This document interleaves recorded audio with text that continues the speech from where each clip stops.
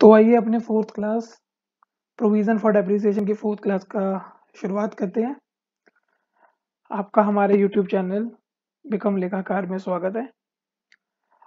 ये जो fourth class है ये आपको तभी समझ आएगी जब आपने पहले की 3 क्लासेस ले रखी है, जिसमें मैंने बेसिक करवाए हैं और 2 क्वेश्चन प्रोविजन फॉर डेप्रिसिएशन के नॉर्मल वाले करवाए हैं। ये क्वेश्चन जीएसटी वाला है। जीएसटी से घबराना नहीं है, जीएसटी का हमारे क्वेश्चन पे जीरो इफेक्ट आएगा, बिल्कुल जीरो।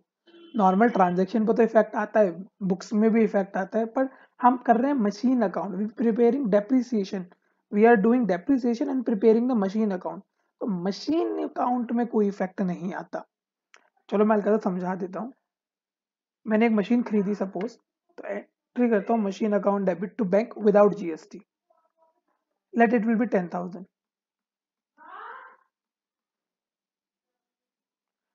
और एक मैंने मशीन खरीदी विद जीएसटी, तो एंट्री होगी machine account debit, input suppose करो आईजीएसटी लगाया, IGST account debit to bank. 10,000 की खरीदी, 1,200 रुपये आईजीएसटी लग गया, टोटल 11,200 रुपये हो गया। अब देखो दोनों ही केस में मशीन अकाउंट कितने से डेबिट हो रहा है। अगर मैं पहली एंट्री करूं और मशीन अकाउंट बनाऊं तो मशीन में देखो टू बैंक करके लिख दिया मैंने 10,000। और अगर मैं दूसरी ट्रांजेक्शन करूं जिसमें मैंने जीएसटी पे करा है, तो टू बैंक करके दोबारा से 10,000 से डेबिट होगा, क्योंकि आईजीएसटी तो आईजीएसटी अकाउंट में डेबिट होगा टू बैंक करके 1,200 रुपये, और बैंक अकाउंट में इफेक्ट होगा जीएसटी का। तो जीएसटी और बैंक आपस में इफेक्ट दे रही है, मशीन में कोई इफेक्ट नहीं दे रही, तो इसलिए जीएसटी का हमारे मशीन अकाउंट पे कोई इफेक्ट नहीं आएगा। तो हमें घबराना नहीं है मशीन अकाउंट से, ओ सॉरी डेप्रिसिए सीजीएसटी और एचजीएसटी से हमें घबराना नहीं है बिल्कुल भी। पहले तो बात ये ध्यान रखो। दूसरा, ये क्वेश्चन बाकी क्वेश्चन से अलग क्यों है, क्योंकि इसके अंदर ना machine mid of the year में या तो खरीदी होगी या मिड ऑफ द ईयर में बेची होगी। अब तक हमने जो पुराने 2 क्वेश्चन करे थे उसमें क्या था, उसने अप्रैल 1 को ही बेची थी मशीन, तो इतना पंगा नहीं हुआ था। बट यहाँ पर ना वो मशीन को बीच में बेचेगा। तो आइए क्लास स्टार्ट करते हैं, क्वेश्चन स्टार्ट करते हैं, लेट्स गो। क्वेश्चन कहता है the following balances appears in the books of X limited as on 1 April 2019। 2019 April 1 to balance BD हमारे पास दे रखा है 5 lakh rupees of machine, and the provision for depreciation is given as 2,25,000। तो वो लिख देंगे by balance BD 2,25,000 in provision for depreciation account on 1 April 2019।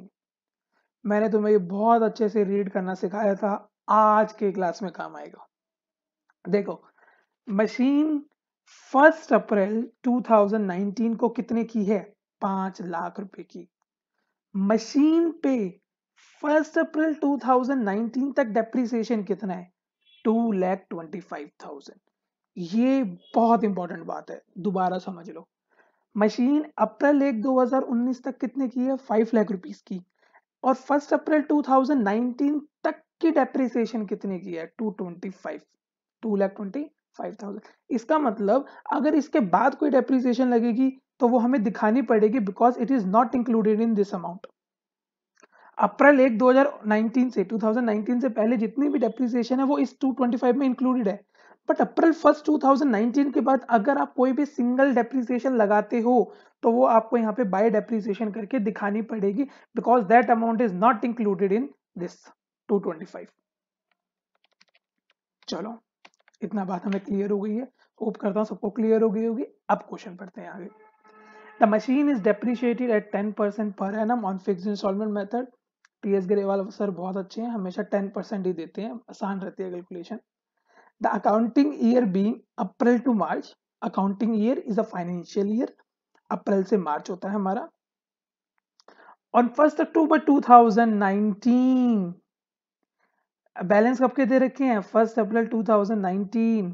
Question क्या कह रहा है, on 1 October 2019 a machine which was purchased on 1st July 2016 for 1 lakh was sold for 42,000। मैंने कहा जीएसटी हमें पढ़ना भी नहीं, लो मैंने काट ही दिया, कुछ नहीं है, सोचो कुछ नहीं है, हमें देखना भी नहीं जीएसटी की तरफ। तो हमें यहां से ये इंफॉर्मेशन मिली कि on 1 October 2016 we decide to sell a machine on 1st October 2019, we decide to sell a machine for 42,000, and the machine was purchased on 1st July 2016 for 1 lakh rupees. जो मैंने 2 लाइन से समझो आप भी देखो और दोबारा पढ़ देता हूँ. On 1st October 2019, a machine which was purchased on 1st July, तो 1 जुलाई को खरीदी थी for 1 lakh, 1 लाख की खरीदी थी. कितने की बेच रहे हो? 42,000 की. कौन सी डेट पे? 1st October.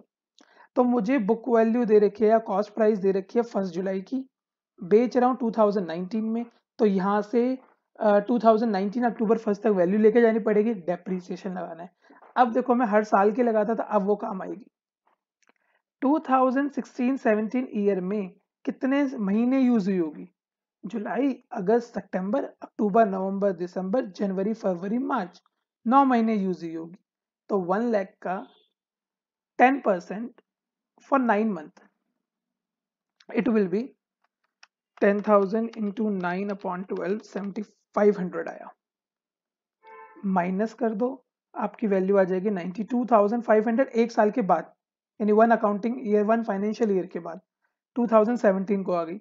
बट अभी बेची अक्टूबर में 2019 में, तो और डेप्रिसिएशन लगाओ.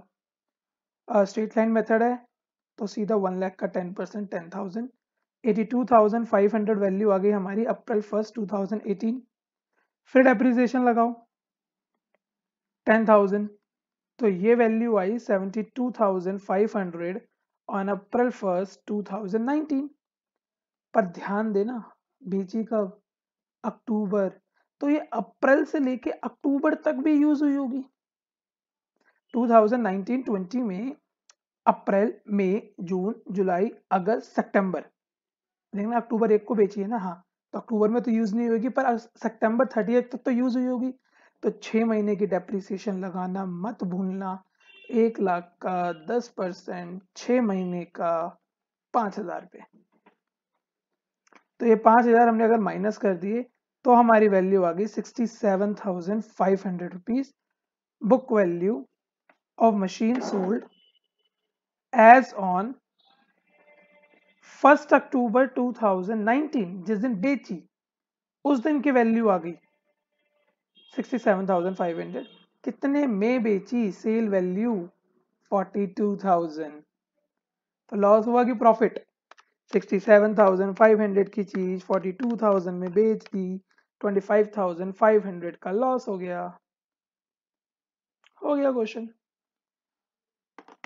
हो गया. सेम वैसे ही करा है जैसे लास्ट क्लास में करा था हमने क्वेश्चन, बिल्कुल वही चीज करी है. 1 जुलाई को वैल्यू थी, तो पहले ईयर में जुलाई में खरीदी थी, तो अप्रैल मई जून की तो लगेगी नहीं भैया. जब खरीद के जुलाई में लाए हो तो जुलाई से यूज करना स्टार्ट करा होगा. तो on that year I have charge for 9 month depreciation. अगले ईयर तो पूरे साल यूज हुई होगी, तो पूरे साल की लगा दी, फिर पूरे साल की लगा दी. फिर 2019 में उसको 6 महीने यूज करके बेच दिया, तो 6 महीने यूज करा तो 6 महीने की डेप्रिसिएशन लगा दी. तो बुक वैल्यू आ गई 67,500 rupees on 1st October.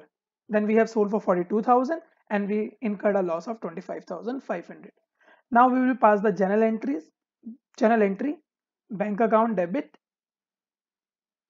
provision for depreciation account debit, P&L account debit to machine.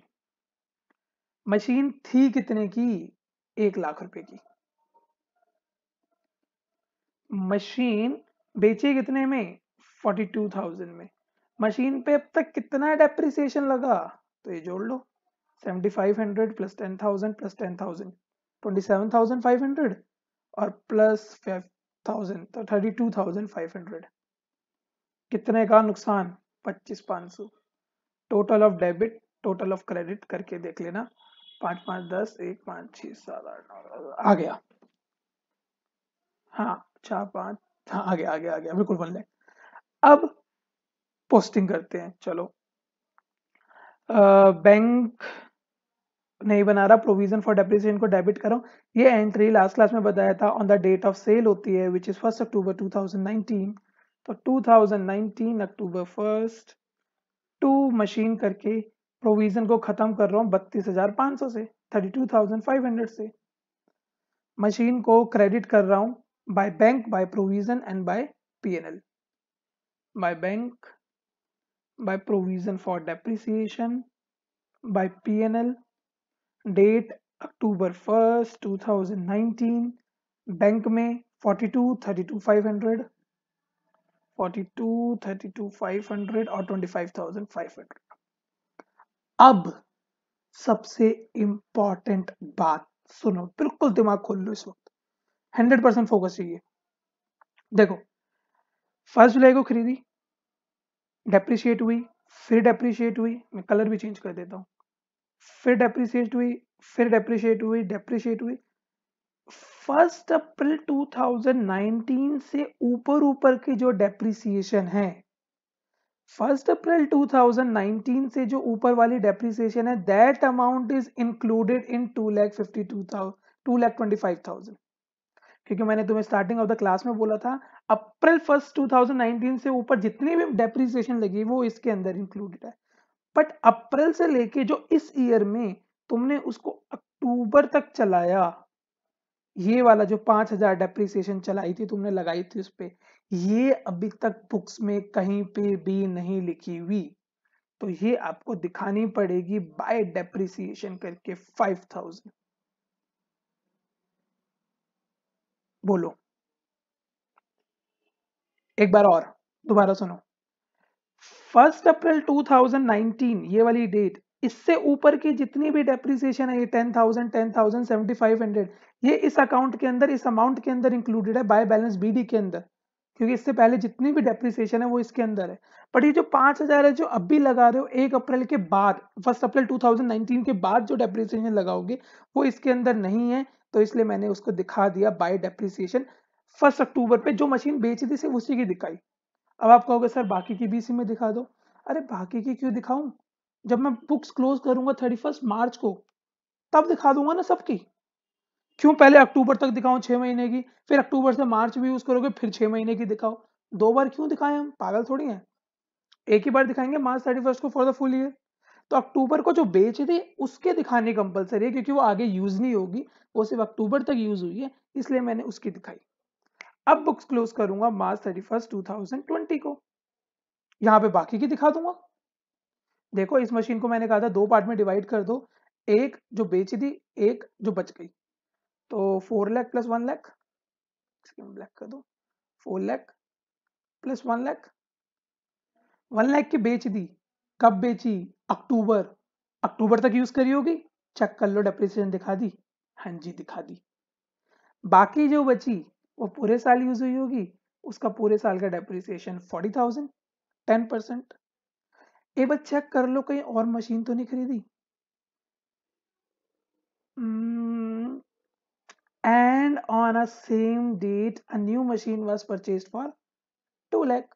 GST भूल जाओ, 2 लाख की खरीदी है, ये खरीदी है तो machine account debit to bank 2 lakh rupees की खरीद ली। On the same date means October 1 कहना चाह रहा है, अक्टूबर 1 कहना चाह रहे हैं ना ऑन द सेम डेट का मतलब। अब इसको क्लोज करते हैं, टोटल 7 लाख। वैसे बैलेंस तुम खुद ही बताओ कितना आना चाहिए, 6 लाख ही आना चाहिए।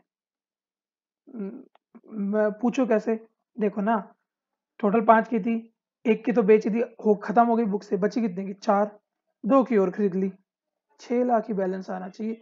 नहीं आता कभी तो कमेंट में लिखो, मैं चेक भी नहीं करता 6 लाख आ रहा है कि नहीं आ रहा, कमेंट में लिखो, बताओ कि नहीं आ रहा है या आ रहा है। 2020 April 1 to balance BD 6 lakh. Depreciation देखो सेकंड वाली पे भी लगाना मत भूलना, ठीक है, जो अभी भी खरीदी उस पर तो डेप्रिसिएशन लगा लो।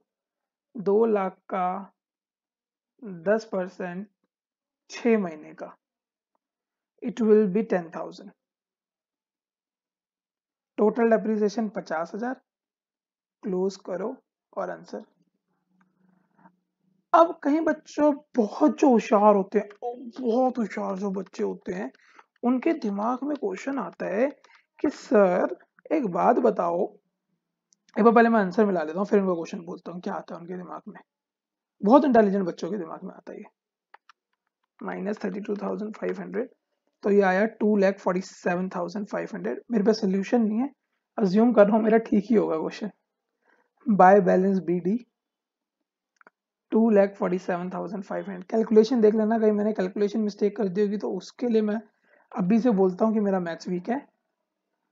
बाकी क्योंकि मैं अकाउंट्स का टीचर हूँ, बाकी कहीं कॉन्सेप्ट वाइज कहीं गलती नहीं होगी, कैलकुलेशन में कहीं गलती हो सकती है रिकॉर्डिंग के टाइम पर, बाद में मुझे पता भी नहीं लगे, फिर मैं एक बार 2 लाख का दोबारा से कहने के बाद 10% 6 महीने का निकाल लेता हूँ, 10,000 ही आया, ठीक है, कैलकुलेशन में मिस्टेक नहीं है, इतना मुझे हल्का सा डाउट था।